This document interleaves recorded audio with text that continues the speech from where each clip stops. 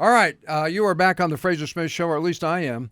I think I am anyway. It's we are presented by the Accident Attorneys at SweetJames.com. If you've been hurt in an accident, call 1-800-9-MILLION. Joining us right now, our old buddy, love this guy, Stephen Pearcy. Yeah, buddy.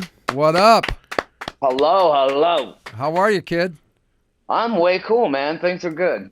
Good. You guys are going, are you out already on the tour, or are you going out soon?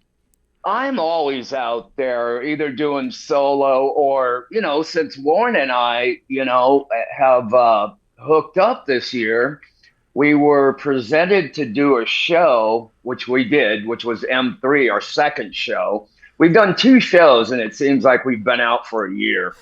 Seriously. Reconciliation. I mean, it's crazy.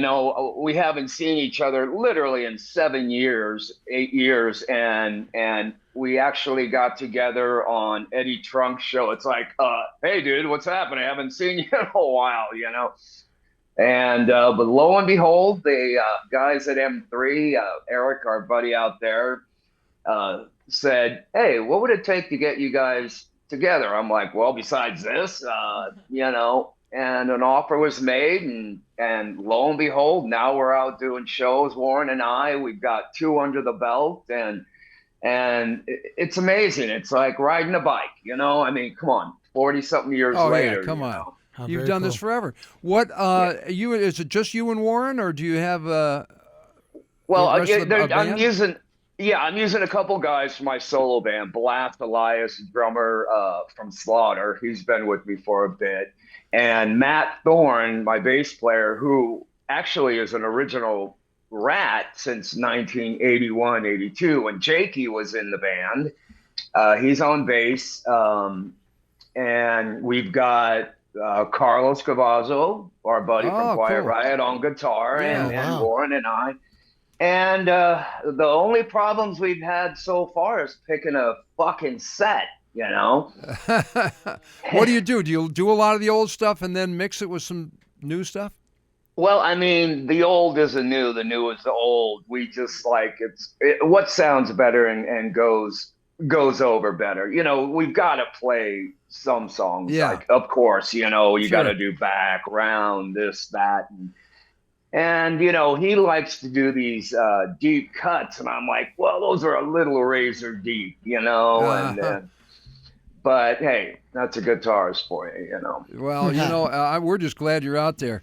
A lot of the guys are going out. I mean, David Lee Roth on tour now, Guns N' Roses, Alice Cooper, Priest, Gene Simmons went out with his band.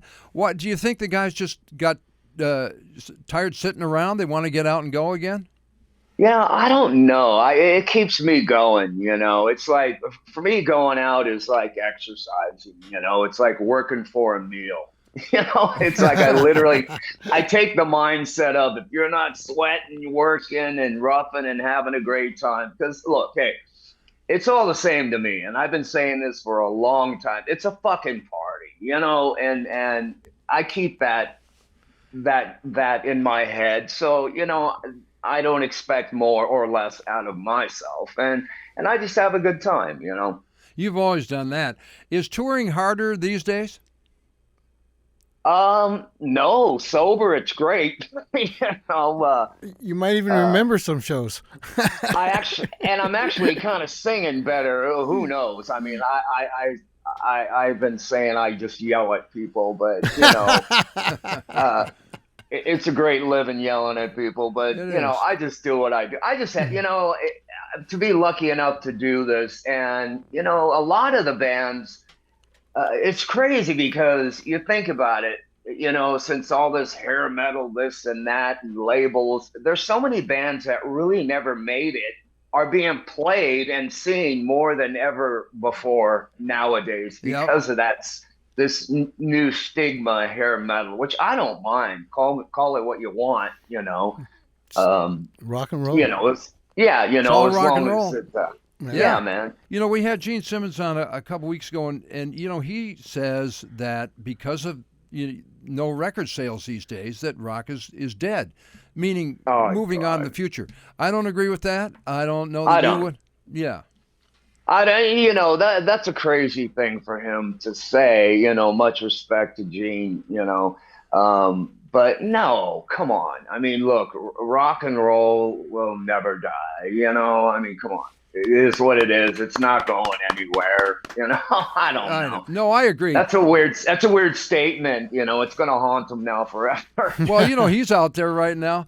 With his band, yeah, there you know. go. But I think what he was getting at is that there aren't really. It's a different world now. There's no record sales, so basically touring is the way to make the money. I beg to differ because we released that. Oh, there you go. Year yeah, that's true. With this groovy, and you know, we did this whole thing, re-released on vinyl, the whole catalog, the real RATT and Roll catalog with, you know, Robin, the original guys. Yeah. And you know, it did very well, and we're doing the same this year. I think we already did release it, but I'm helping them out, putting these things together, the color vinyl, and we released a new single, which is an old single. I found this song, Reach for the Sky, which we recorded for Out of the Cellar, which never made the record.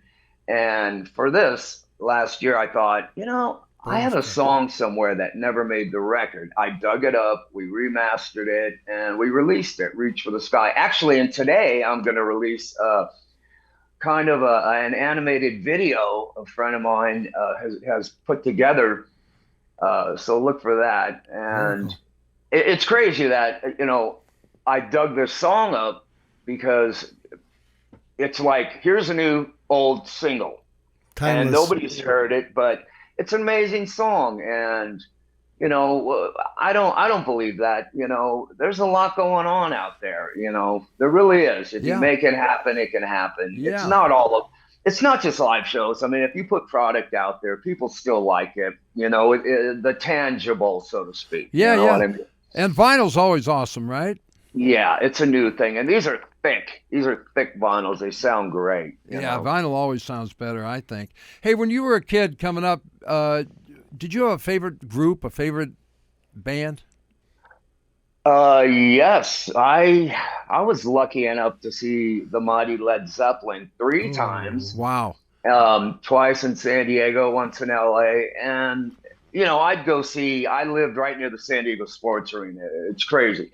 And because I used to look down there and go, one day I'm going to play there. Well, I eventually did. Yeah. But I'd go see, you know, anybody from Sabbath, you know, Zeppelin, of course, Foghat, Blue Oyster Cult. It seems these bands are always coming by every weekend, it seemed, you know. Yeah. So I saw a lot of bands back then, 70s, you know, when I started learning how to play. And then it wasn't until 78 when I took a trip to Los Angeles. A friend of mine said, you got to see this band. Their guitar player's crazy. Well, it was Van Halen. And so, yeah, wow. I dug a lot of shows. Yeah. Sure. Very cool. You saw the Zeppelin show at the Forum? Yes, I did. I saw them twice in San Diego on a Monday night and a Thursday night. And then I saw them 2 years later, 75, at the Forum. Yeah. What'd you think about that Forum show? Oh my God. Well, from what I remember, I mean, I went to those shows with a pocket full of weed and a pack of papers, you know, because it was GA, you know, you would end up at the back of the arena and somehow you would end up in the front. And then by the end of the show, 3 hours later, you'd be back there again, you know, just moving with the... Passing the joint. Yeah, right? Were they as good as you thought they were going to be?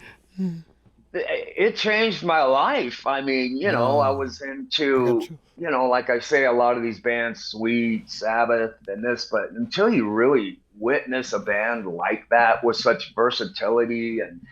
You know, these guys got up there, they can like smash your head for about, you know, 15 minutes with Dazed and Confused or a Whole Lot of Love. And then they're sitting on stools, you know, gallows pole. It's like, what the fuck? Last time I saw you perform, I saw you at Whiskey. Where did you guys? I love that place. It's great. Where were you guys playing when you were first starting out in RATT? You were playing all the Gazaris and everything? Oh my God. Yeah, we well, no, because as soon as, like I say, I discovered VH in '78, I was in my band Mickey Rat San Diego, as Robin was in his band Phenomenon, Jakey Lee was in his band Teaser, Warren was in his band Enforcer, when I went and saw them, I came back and I went, well, first of all, I became friends with Ed that night, Eddie Van Halen, and we traded gear. We had a lot in common. And I went, you know what? January 1, 1980, I'm fucking moving to LA. And I did. I took my band up there. We moved into a garage room kind of thing. And we started from scratch because we were happening in San Diego. We were doing the Bing Crosby Hall, Golden Hall, Plaza Hall, and then here we are in LA and I'm doing Blah Blah Cafe, Madame Wong's, playing these places. They paid me to not play. Here's your $50. Don't play. Go home. And I was like agent, manager, booker. I was doing everything. I was the hustler, and it worked because I found out. Well, I saw them at the Whiskey. They had just left Gazaris, and I went, okay, I get it. You got to start here. I pretty much followed their schematic. Is what I did. Yeah. I listened to Ed. Like I say, we became friends. I'd go to his pad and he'd tell me this and that, blah, blah. Anyway, I went, oh, okay, Gazaris. And sure enough, I harassed Bill Gazaris until he let me in. And he's like, all right, you can play on a Monday night at 12 o'clock, midnight, and I played every night there until we became house band. Wow. And then it worked. And then we were like, see you later. We got to go down to the Whiskey now. Next. Yeah. All right. So you just followed that pattern. And you were I really did. Yeah. You're probably friends with a lot of those bands, right? I would think, of that era. Yeah. It was interesting because a lot of us, it's like this. People think that, all these bands, which they're calling hair metal, we all came out of the same clump of clay, which is not true because, the guys that the first batch out of there Van Halen pretty much started it all. But for us, getting out of the skinny tie, because I had to compete with the Motels and all those guys, Alley Cats, this and that. Yeah. But, the real guys were like, believe it or not, Stryper was Rock's Regime, regulars at Gazaris, with me, and Motley, Wasp, Armored Saint. I mean, there was a real first batch that pretty much spearheaded that 80s thing. So I break it down to like 1980 to 85, which we were often running, and then you get the second batch. So, and and then you got all these bands from everywhere else who came to LA, which people thought, oh yeah, they're from Hollywood. No, they're not. They're fucking Pittsburgh. But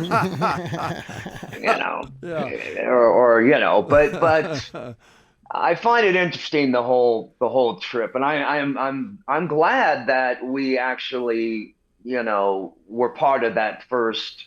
That's pretty good company. Graduating class. Yeah. What about a book? You thinking about a book? I've already done one, The Sex, Drugs, Rat and Roll. I'm getting ready to do a second one, and I'm glad I've waited because here we are. I never thought, that Warren and I.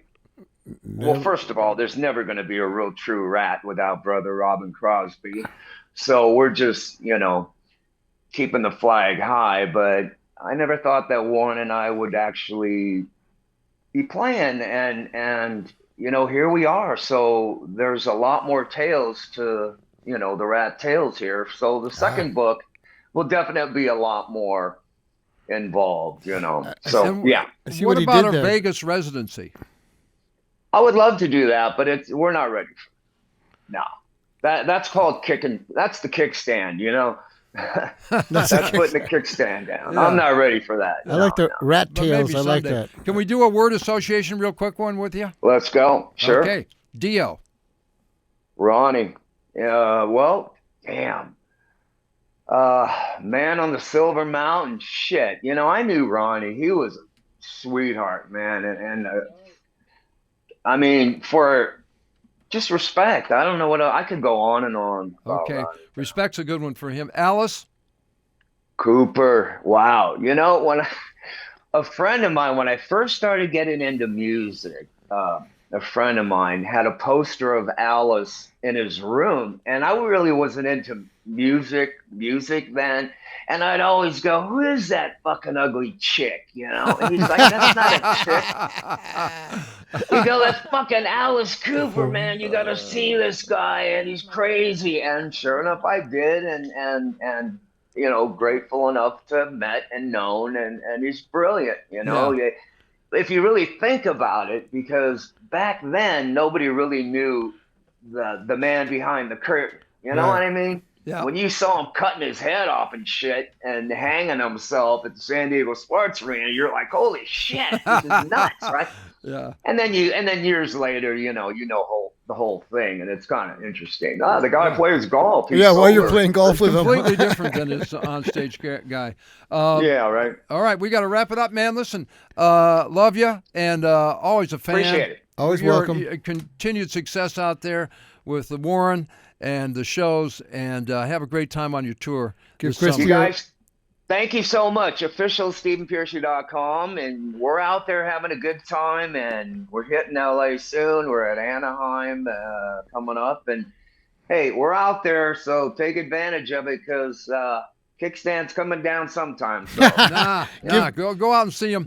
Great to see you, Stephen. How do you like my new set on the radio show? I love it, man. You guys, thank you so much. You've always supported us day one, man. Yeah, totally appreciate it. You're awesome. And thank Christy for us, too. Best to you moving forward. Thanks, bro. You got it. All God right, bless, guys. You too, buddy. There he is, the great Stephen Pearcy. And we thank him for joining us today. Frazer Smith Show, presented by the Accident Attorney, SweetJames.com. You've been hurt in an accident, call 1-800-9-million. Did I say it any faster than that? Come on, guys. It's like represent. Thanks, buddy. Thank you, guys. Great to see you, man.